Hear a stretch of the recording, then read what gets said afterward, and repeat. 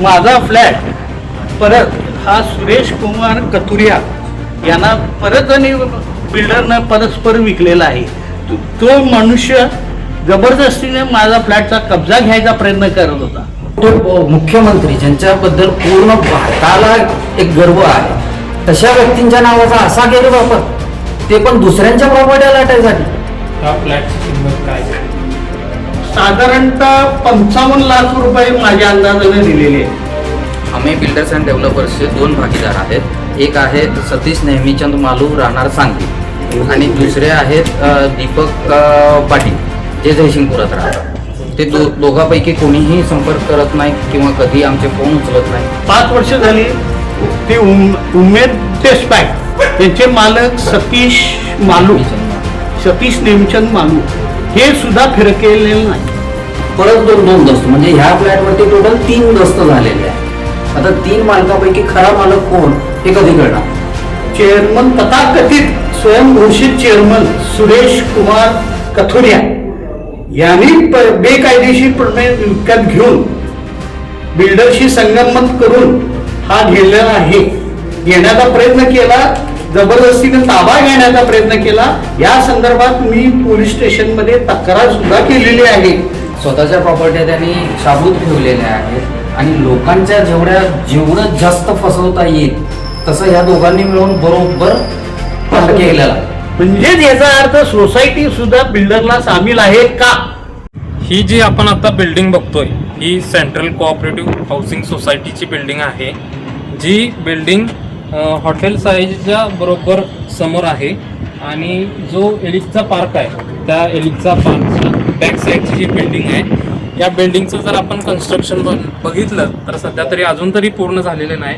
पण यामध्ये फ्लॅटधारक राहायला आलेले दिसत आहेत. एक फ्लॅटमध्ये तर 3 ते 4 नावं आपल्याला यामध्ये दिसत आहेत. आणि इथले जे फ्लॅटधारक आहेत, जे जुने होते, त्यांचं म्हणणं आहे की या बिल्डिंगचं कन्स्ट्रक्शन होतं हे 7 मजल्यापर्यंतचं होतं, ते वाढवून आता 9व्या मजल्यापर्यंतचं केलेलं आहे. आणि जे एका फ्लॅटमध्ये 3 ते 4 नावं घातलेली दिसत आहेत, तर ते खपवण्यासाठी वरती अजून परत त्यांना बिल्डिंग बांधून त्यांना ते फ्लॅट्स द्यायचे आहेत, असं इथल्या फ्लॅटधारकांचं म्हणणं आहे. मी सेंट्रल कोऑपरेटिव्ह हाऊसिंग सोसायटीचा जुना सभासद असून आम्ही 2017 साली बिल्डिंग जुनी सेंट्रल कोऑपरेटिव्ह हाऊसिंग सोसायटी ही रिडेव्हलपमेंटला दिली होती. करार करताना ठरलं होतं की 3 वर्षात नवीन बिल्डिंग बांधून देण्यात येईल, म्हणजे साधारण 2021 किंवा 22पर्यंत. आता आज 2026 झाले, बिल्डरचा काय पत्ता नाही आणि बिल्डरांना त्याच्या पार्टनर प्लस दुसरे काही पदाधिकारी आहेत त्यांना सामील करून त्यांनी त्याच्या पदाचा गैरवापर करून स्वतःच्या प्रॉपर्ट्या लाटायचा जास्त प्रयत्न केलेला आहे. आणि अजून आज तागात तुम्ही खाली बघू शकता, कुठलंही काम पूर्ण नाही आणि राहण्याचं ज्यांच्याकडं पर्यायच नाही आहे, बिल्डरनं कालांतरानं भाडं द्यायचं सगळ्यांना बंद केलं आणि त्यामुळं ज्यांच्याकडं पर्यायच नाही आहे घराचा, ती लोक येऊन इथं अर्धवट बिल्डिंगमध्ये राहतात. मला पहिल्यांदा सांगा की ही बिल्डिंग कधी रिडेव्हलपमेंटसाठी? 2017 साली दिली, 2017 साली, मार्च 2017 साली. त्यावेळेस इथं फ्लॅटधारक किती होते? 15 जण होतो. करार काय झाला? आमचा करार असा झाला होता की जे तुमचे सध्याचे जुन्या बिल्डिंगचे स्क्वेअर फूटचं आहेत त्याच्यात 19% वाढ करून नवीन बिल्डिंगमध्ये तुम्हाला फ्लॅट देण्यात येईल. ते फ्लॅट अलॉट करताना जर बिल्डरकडं मॅच करता आले नाही स्क्वेअर फूट, तर एक्स्ट्रा तुम्ही कार्पेट घेताय त्याचे फक्त पैसे द्यायचे. अन्यथा तुम्हाला एक्स्ट्रा कार्पेट नको असेल तर तुम्ही त्याचा मोबदला पण स्वीकारू शकता, हे ठरलं होतं. खरं तसं आमचा स्वतःचा 7C फ्लॅट अलॉट करायचा होता, तो त्यांना डबल दस्तावेज करून राजेश पाटील नामक व्यक्ती आहेत त्यांना पण दिलेला आहे. त्याचे सर्व पुरावे माझ्याकडे आहेत. मी पोलिसात पण तक्रार दिली, खरं पोलीस पण याच्यात काहीही ॲक्शन घ्यायच्या मूडमध्ये नाही. ही जी बिल्डिंग बांधण्यासाठी महापालिकेची परवानगी होती का? महापालिकेची परवानगी हे बिल्डरनं घ्यायची होती. खरं आता आम्हाला एक 8-10 दिवसापाठीमागं कळालं की बिल्डरनं 3 BHKची फक्त परवानगी घेतलेली आहे. 2 BHKची विंग आहे, म्हणजे 36 पैकीतल्या 18 फ्लॅटचीच त्यानं परवानगी घेतलेली आहे आणि 18 फ्लॅट अनधिकृतरित्या बांधलेले आहे.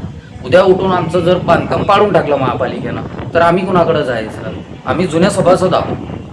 माझं नाव अभिनंदन पोकळे, मी इथं फ्लॅट घेतलेला आहे आणि माझा फ्लॅट परत हा सुरेश कुमार कथुरिया यांना परत आणि बिल्डरनं परस्पर विकलेला आहे.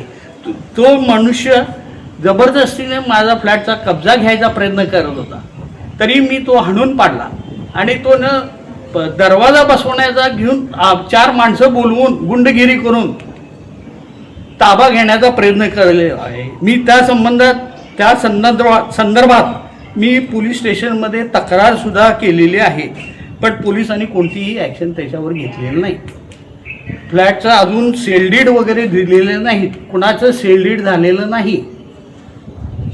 याच्यात माझा तर संशय नाही, दाट शक्यताच आहे सोसायटीचं सामील आहे बिल्डरला. 23/7/2025 कंप्लेंट केलेली आहे. जवळपास 1 वर्ष होता, काय कारवाई काही कारवाई केलेली नाही. तपासाला सुद्धा कुणी आलेलं नाही.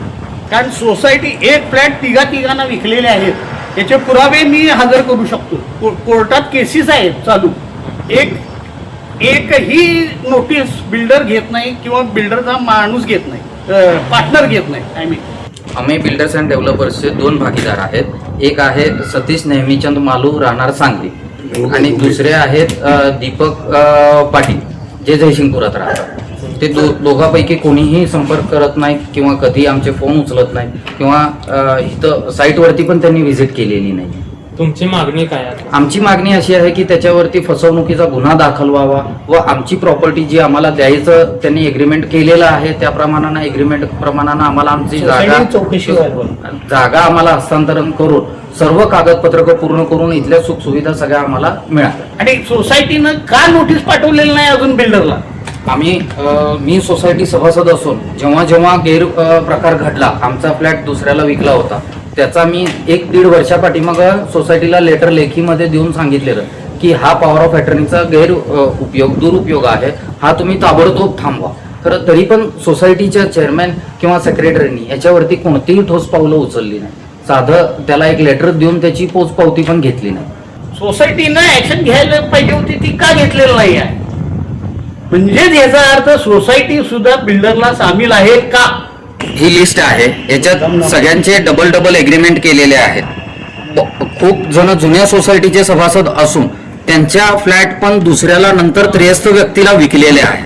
मगनलाल नादपरा हे जे आम्हाला अलॉट करायचा होता फ्लॅट, तो त्यांनी राजेश तात्यासाहेब पाटील यांना 15/5 विकलेला आहे.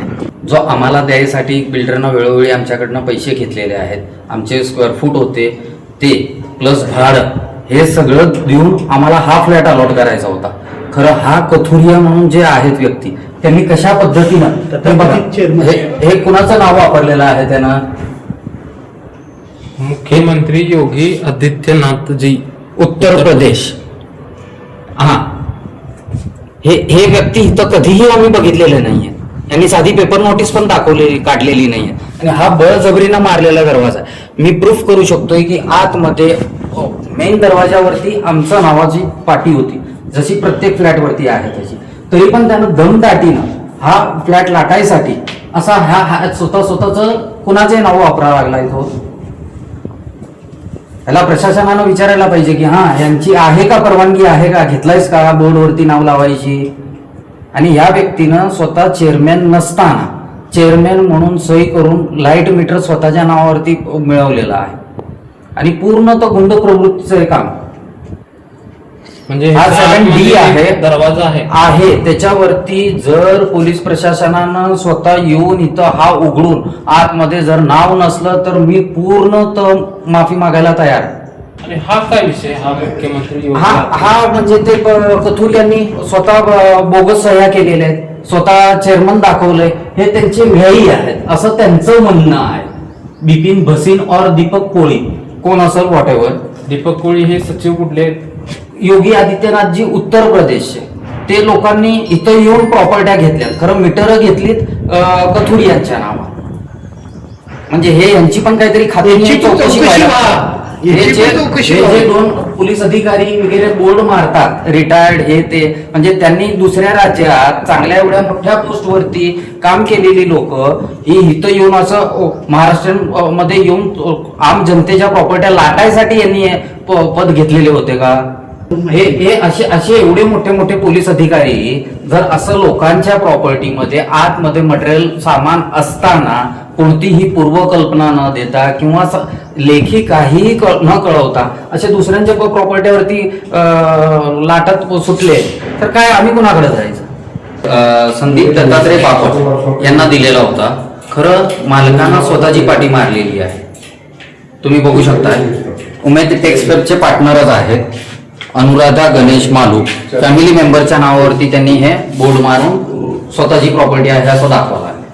म्हणजे हे विकला एकाला हा, त्यानंतर हा, ते मालकाचं नाव ह्याच्यावर मालकांना स्वतःच्याकडे स्वतःचा ताबा आहे फ्लॅट वरती सगळं. याला तर बरेच सील वगैरे स्वतःच्या फ्लॅट्सला त्यांनी मारले होते. हे काहीतरी कागदपत्रक चिकटवलेली तुम्ही बघू शकताय. हे सगळं नोटिसा बिटीसा स्वयंघोषित सगळं केलेलं आहे कार्यक्रम. म्हणजे मग ते जे विकत घेतलं त्यानं पेमेंट वगैरे सगळं केलेलं हो हो हो केलेलं असणारच त्यांनी. त्याशिवाय तरी त्यांचं सर्च रिपोर्ट मध्ये नाव येत नाही. सर्च रिपोर्ट मध्ये काहीतरी पैसे स्वीकारून तुम्ही डॉक्युमेंट्स केला तरच सर्च रिपोर्ट मध्ये नाव येईल ना. तुम्ही बोला. हा 6C फ्लॅट उदय देशपांडे जे सोसायटीचे जुने सभासद होते त्यांना अलॉट करायचा होता. हा त्यांच्यानंतर रवींद्र सुभाष मालू यांचं नाव पण लावलेलं आहे आणि अजून एक धनराज पुरुषोत्तम भुतडा यांचं पण 2022 रोजी त्यांनी करार केलेला आहे. म्हणजे ह्या एका फ्लॅटवरती जिथं देशपांडे साहेबांचं एकांचंच नाव यायला पाहिजे होतं तिथं ह्या लोकांनी परत 2 दस्त म्हणजे ह्या फ्लॅटवरती टोटल 3 दस्त झालेले आहे. आता 3 मालकापैकी खरा मालक कोण हे कधी कळणार? हा flat number 8C Shantanu Pokale यांनी घेतला असताना बेकायदेशीररित्या चेअरमन तथाकथित स्वयंघोषित चेअरमन सुरेश कुमार कथोरिया यांनी बेकायदेशीरपणे विकत घेऊन बिल्डरशी संगनमत करून हा गेलेला आहे. घेण्याचा प्रयत्न केला, जबरदस्तीने ताबा घेण्याचा प्रयत्न केला. या संदर्भात मी पोलीस स्टेशनमध्ये तक्रार सुद्धा केलेली आहे. हा हा जाळी पण लावण्याचा प्रयत्न झाला. याच्यावर जाळी जशी लावली हा तसा योगी आदित्यनाथ हा हा हा हा तो तशा पद्धतीनं करण्याचा प्रयत्न झाला पण तो मी वेळीच जागरूकतेनं हडून पडला. या संदर्भातली मी तक्रार सुद्धा तशी नोंद केलेली आहे पोलीस स्टेशनला, शाहूपुरी पोलीस स्टेशन डिव्हिजनला. आणि त्या संदर्भात माझी कोर्टात सुद्धा केस चालू आहे. हे तुम्ही बघू शकताय इथं त्या संदर्भातले नोटीस आहेत. तरी नाही म्हटला तरी तुम्ही त्यावेळेस घेताना ह्या फ्लॅटची किंमत काय साधारणतः 55 लाख रुपये माझ्या अंदाजाने दिलेले आहेत. 55 लाख हा म्हणजे एका फ्लॅट धारकाला 55 लाख. तसं त्यांनी एका फ्लॅट मध्ये 2-3 नावं म्हणजे 5 ते 15 1.5 कोटीचा घोटाळा केलेला आहे एक फ्लॅट मध्ये. आणि अजून याच्यात बिल्डरनं बरेच म्हणजे टाइम झाला तो प्रयत्नात आहे की अजून 10वा पण चढवतो आणि 11वा पण चढवतो. कारण ह्याच्यात माझं जे काही चुका झालेल्या आहेत त्या सगळ्या निस्तरायला मला 10वा आणि 11वा मजला पण बांधायचा आहे. ते विकून मी त्यातले फ्लॅट जिथं खाली डबल दस्त केलेले आहेत तर त्याला आम्ही 9वा 10वा आणि 11व्यावरती शिफ्ट करतो असं त्याचं एक प्रपोजल आलं होतं. खरं ते सोसायटीनं नाकारलेला की नाही आम्ही आता एवढा तुझा उचापात्या खूप झाल्यात, आम्हाला इथून पुढे तुझ्याशी काय करायचं नाही.